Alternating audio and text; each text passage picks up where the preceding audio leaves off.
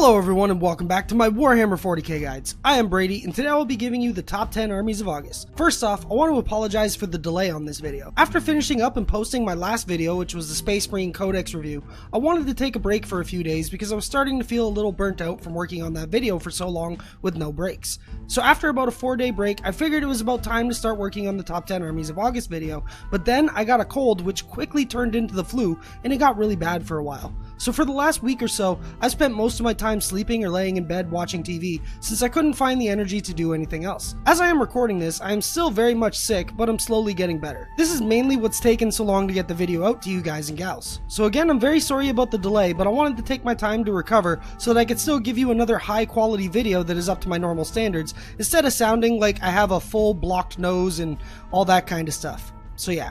Anyways, enough about that situation and let's get into the video.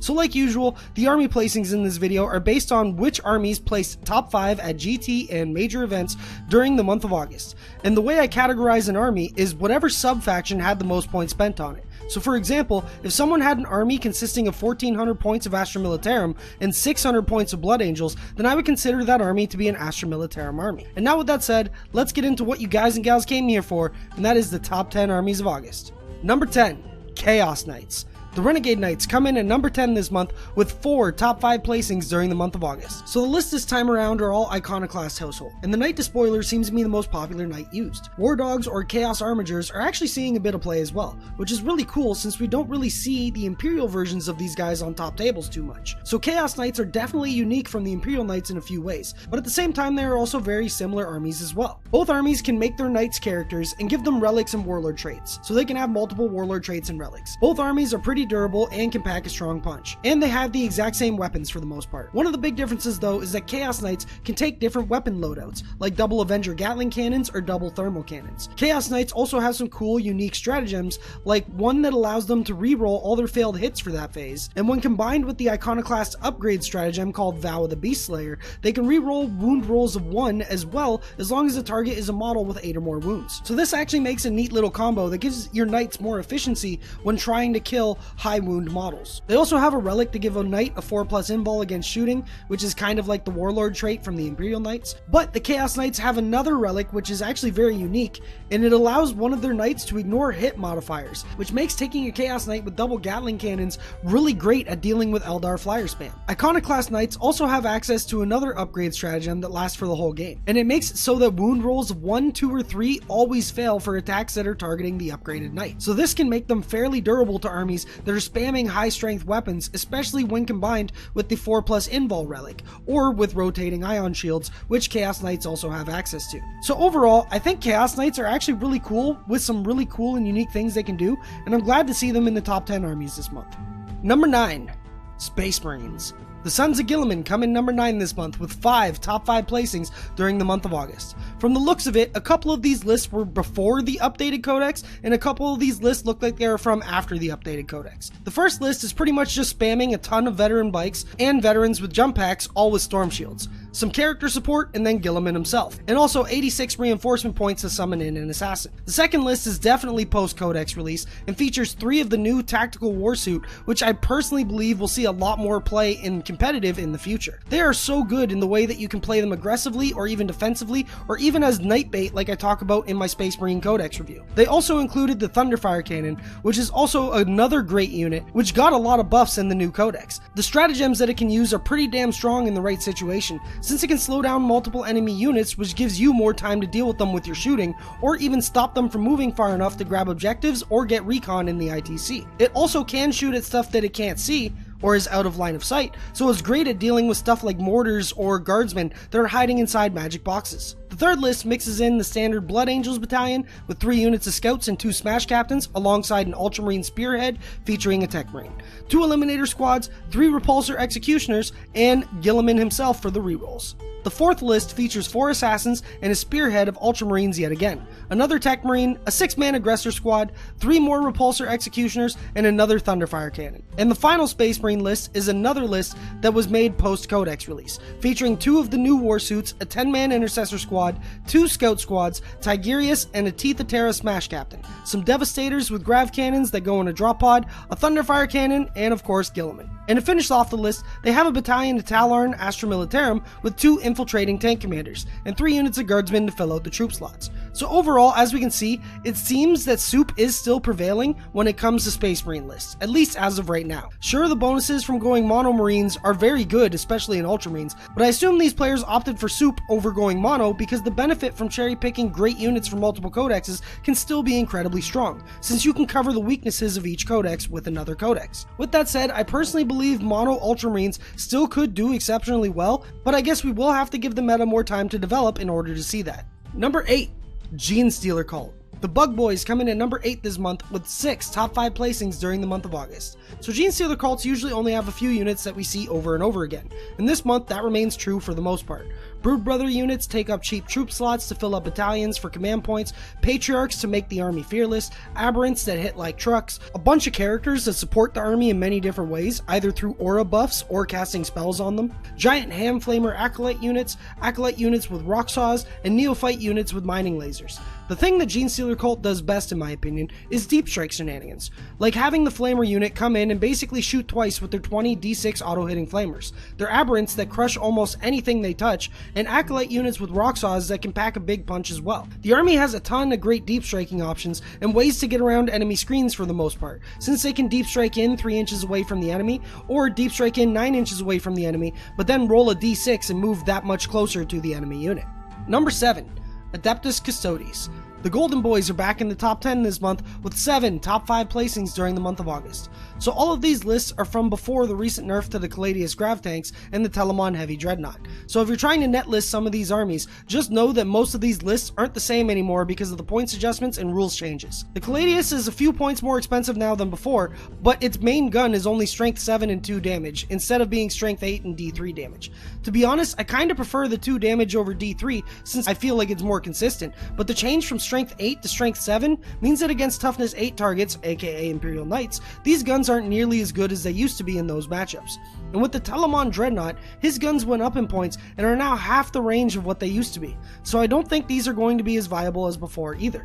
I do think you could make an argument for punchy bots, but I don't think they are as good as Daka bots once were. Other than those changes, the army is pretty much the same as before though, and I do think Custodes will still be a strong army, just not as strong as they were for this month or previous months. Number 6. Imperial Knights. The Mechanical Titans are back this month with 7 top 5 placings during the month of August, with their placings being slightly better than the Custodes for the tiebreaker. There really isn't much to say about this army. They are resilient, they can put out a ton of damage between shooting and close combat, they can be souped with armies that complement them extremely well, like Admech or Imperial Guard, and some armies just straight up can't kill them, and their only chance to win is to try to win on objectives, but that can be hard to do sometimes. I also think sometimes people might have a hard time picking the correct secondaries against Knights, since Kingslayer does seem like a given since you can max it out on one of their character Knights, and Titan Slayer can be maxed out on the other 2 Knights. But the problem with this is, if you're dumping all your shots into the character Knight for Kingslayer, you're walking right into their 4+ invul through the Exalted Court stratagem. And if they roll a little lucky, you're not going to get as much damage as you need. And if you're shooting at the other Knights for Titan Slayer, then you're losing out on points for the Kingslayer secondary.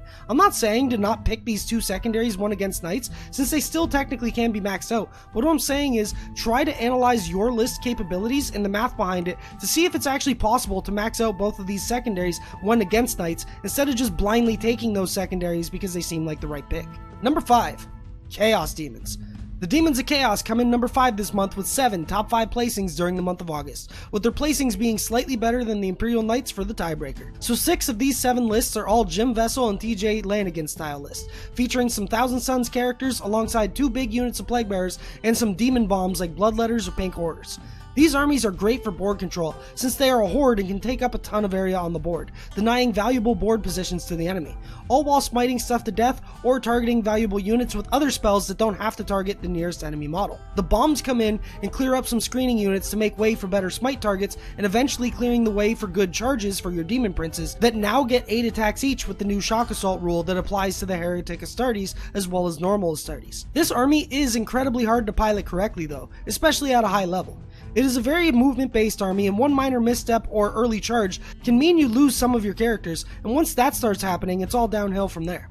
Against skilled players with good lists, it can be incredibly difficult to actually make it to the backline if they screen properly. And this is why in previous lists, Jim Vessel used to include a Contemptor with C-beam cannons, since that could at least threaten the backline with its extremely long range. Overall though, this army can be incredibly strong in the right hands of a player that knows all of its ins and outs. But unless you're willing to put in the time and effort into playing many games to learn all those ins and outs, this army probably isn't going to get you the results you're looking for. This is definitely not an army that you can just pick up and immediately start doing well with. Number 4. Carey. My favorite competitive faction comes in at number 4 this month with 7 top 5 placings during the month of August, with their placings being slightly better than Chaos Demons for the tiebreaker. This time around, it looks to be a good balance between Cabals and Covens, instead of just mainly Covens like we've seen in the previous top 10s.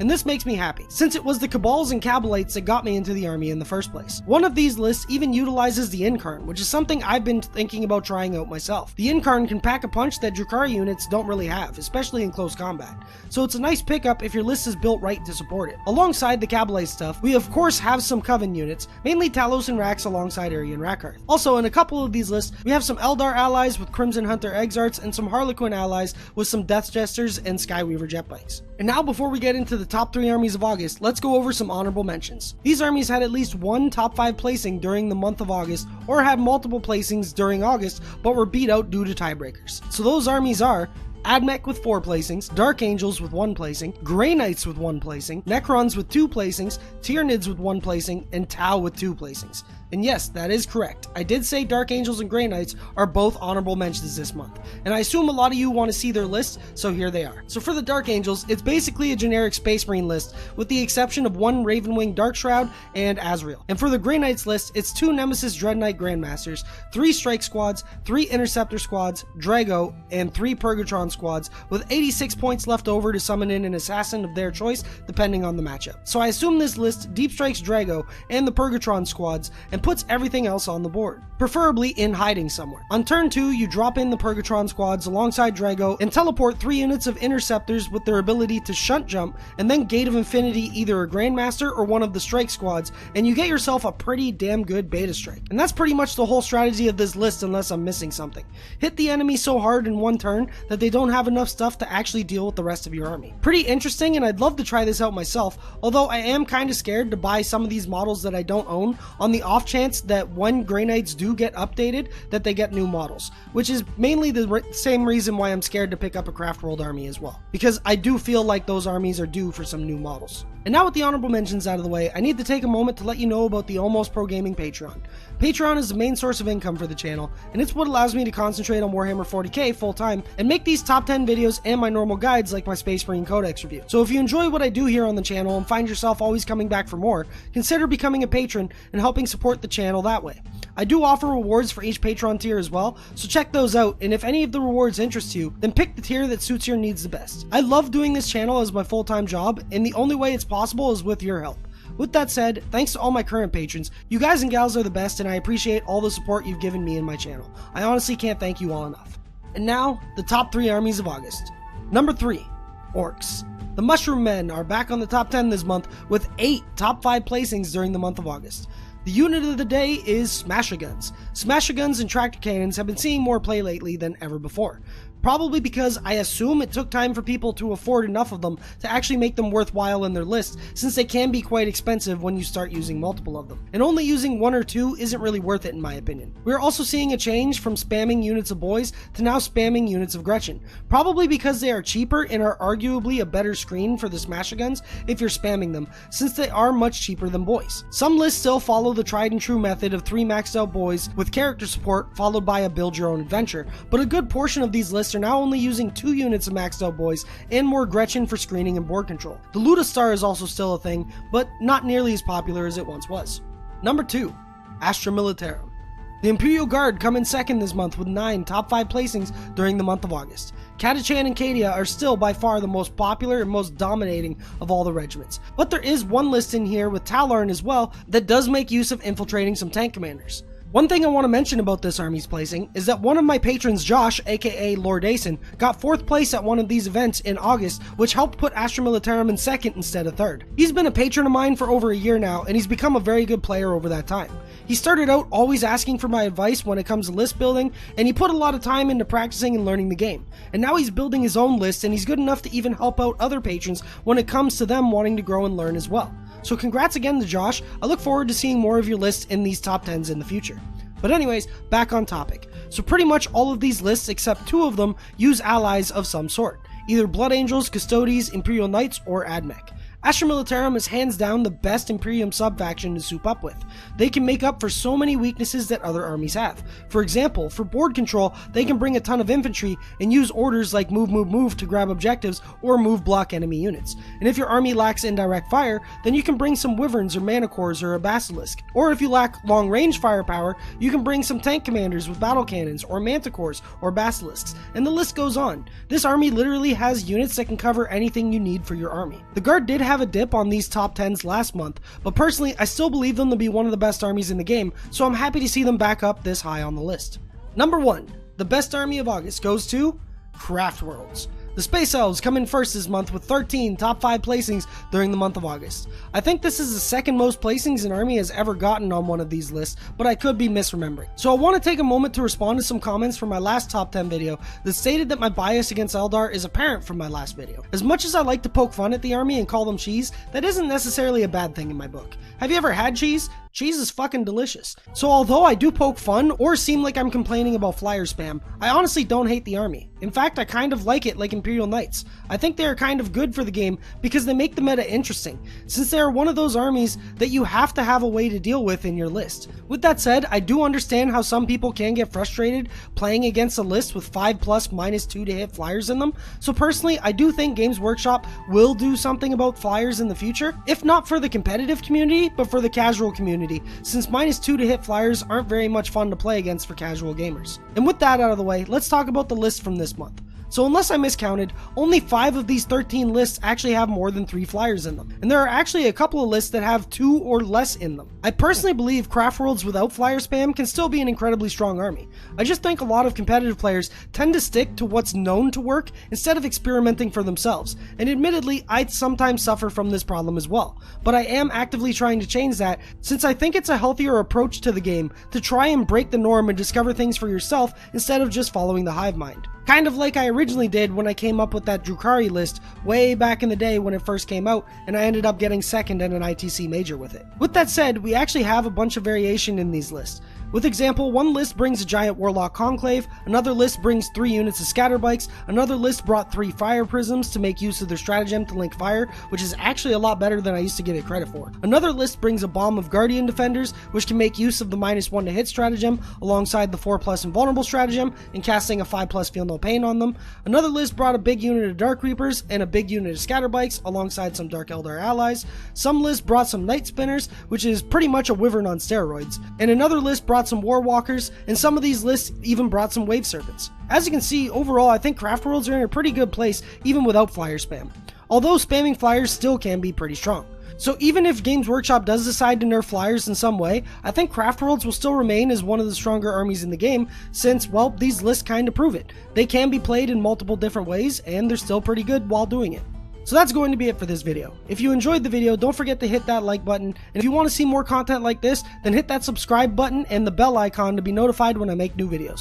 Also, if you find yourself enjoying my content a lot and would like to help support me further so I can continue making content like this for you guys and gals, then consider making a pledge on Patreon. Like I said earlier in the video, Patreon is the main source of income for the channel, and it's what allows me to continue doing what I do. If you can't afford to help out monetarily though, then I still do appreciate the fact that you watch my videos and enjoy them. Thanks again to all my current patrons. I love you guys and gals, and congrats again to Josh, aka Lord Asen, for getting a 4th place finish and making it into this month's top 10.